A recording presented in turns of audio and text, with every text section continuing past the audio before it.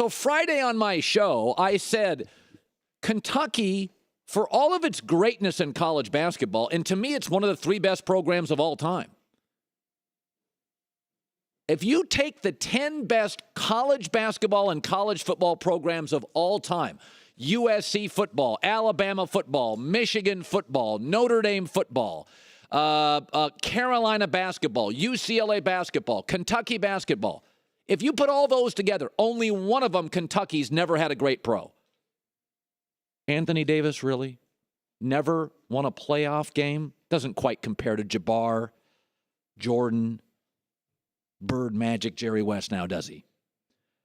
This is what I said about Kentucky on Friday. I'll double and triple down. It's the University of Underwhelming at Lexington. I've got multiple busts, start with Sam Bowie. Multiple guys that couldn't get their act together, even though they have all sorts of talent. Name your pick, DeMarcus Cousins, who is a profoundly gifted player. It has always been the one university in the empirical brands of college sports that hasn't done it at the pro level. You can tell the NBA story without Kentucky. You can't tell the NBA story from NBA to the Olympics and NBA stars. Can't tell it without Duke and Mike Krzyzewski. You can't tell the NBA story if we wrote a book today without Kyrie Irving from Duke. The greatest come-from-behind finals performance ever by a team. He was on it with LeBron. You can't tell it without basketball power, Michigan State Magic. You cannot tell it without UCLA. Jabbar's sort of valuable. Can't tell it without Carolina. I don't know. Maybe you've heard of Michael Jordan. James Worthy on arguably the greatest Laker teams ever. You can't tell the story of the NBA without UConn, Ray Allen. You can tell the NBA story without Kentucky. You think I'm crazy, right? Think about the 3 glamour basketball programs in college basketball. And when I say glamour, USC is a glamour program.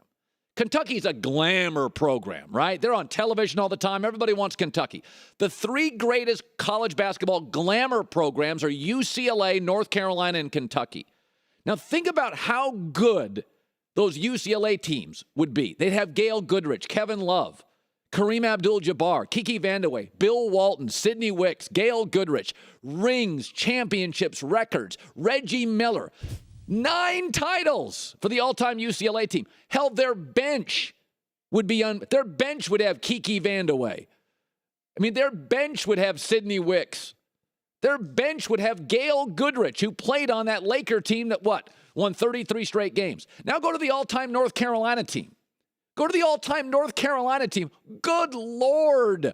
Jordan Worthy, Vince Carter's an 8-time All-Star, top 25 all-time scoring. Ben McAdoo, when I was a kid growing up, was the best scorer in the league. Billy Cunningham. I'm not even counting Sam Perkins. Now go to Kentucky's. 12 titles, by the way, from North Carolina. Now let's go to Kentucky's all-time team. No titles. Head cases. Underwhelmers. Jamal Mashburn made an all-star team. University of Underwhelming at Lexington. You've heard of the University of Miami at Ohio. Yesterday this was a big weekend for Kentucky basketball, and their fans know it when they put the pom-poms down. They're not dumb fans. They know basketball. This weekend, all the fans for Kentucky are like, hey, Cowherd, do you see how good we were at the skills competition? You see how good Anthony Davis was? Can you imagine USC football fans getting jacked up because one of their guys won a skills competition? Or Carson Palmer was MVP of a Pro Bowl? Can you imagine a USC fan? He would be mocked by his own fan base. Kentucky fans are all worked up this weekend because they were really good at a game that doesn't count. Typical. That sums up your NBA footprint.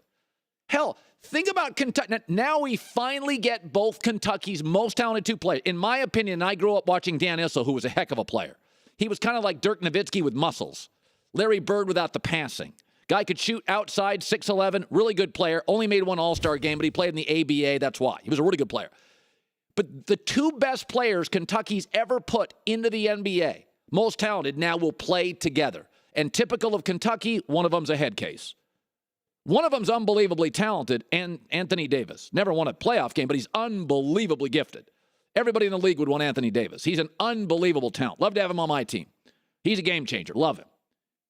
And he'll play with another Kentucky guy, the second best guy in the history of the NBA that played at Kentucky. And he's a head case. And he'll work for about 4 months, but he lost $30 million in that deal out of Sacramento, so he's pissed. And at some point, he'll be there for about a year and a half, drive everybody crazy, and they'll move him out of town like they do with all sorts of Kentucky guys. They move them out of town. Rondo now bounces around. Think about this. Who are the two biggest head cases NBA right now? Two Kentucky guys. DeMarcus Cousins, Rondo. I mean, I was saying this earlier.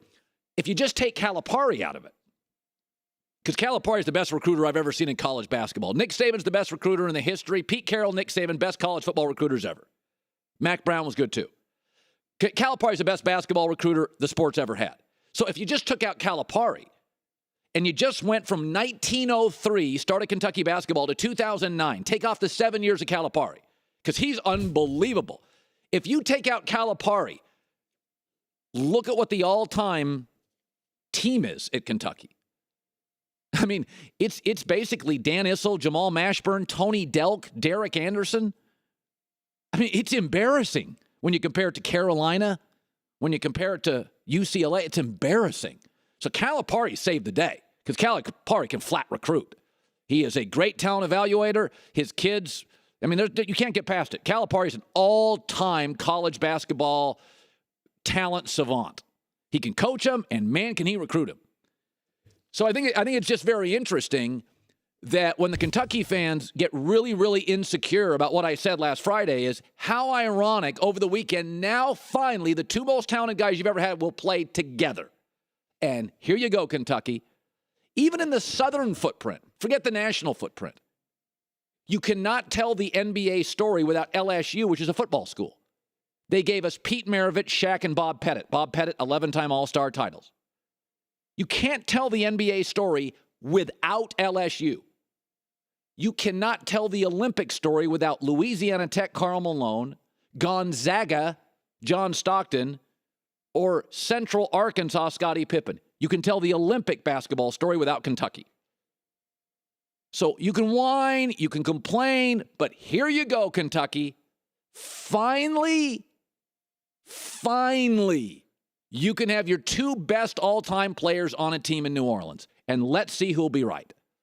My gut feeling is it'll work for about 5 months, and Cousins will become what Cousins is, a complete, uncoachable, difficult. I mean, Jay Billis criticized him at the NBA draft, and Jay Billis does not criticize college kids. He goes out of his way during the draft to say nice things about players. He figures it's more collegial. Let's take care of these college kids. He's very complimentary. Even he said DeMarcus Cousins, going to be tough to coach.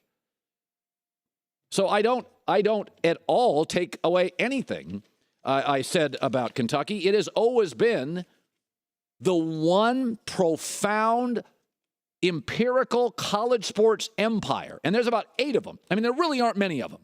Michigan, USC, Alabama, Notre Dame. Then you get into Carolina, UCLA, Kentucky. The only one has almost no NBA footprint of note. And without Calipari, it's embarrassing how bad it is. It is. I mean, even now, think about this. Even now, what's Kentucky known for? Like one and done, right? Keep him for a while, ship him off to the NBA. But we're still waiting for Anthony Davis and John Wall and DeMarcus Cousins. 3 tremendously gifted players. I mean, I've been critical of 2 of those guys. They're tremendously all-time gifted. But 2 out of the 3, Cousins and Wall, be nice if they could kind of grow up and get past their stuff, right? I think maybe John Wall's gotten close to that. I got so much stuff. I don't even know where to start today. I just spit that out. I barely tried right there. I was barely even trying.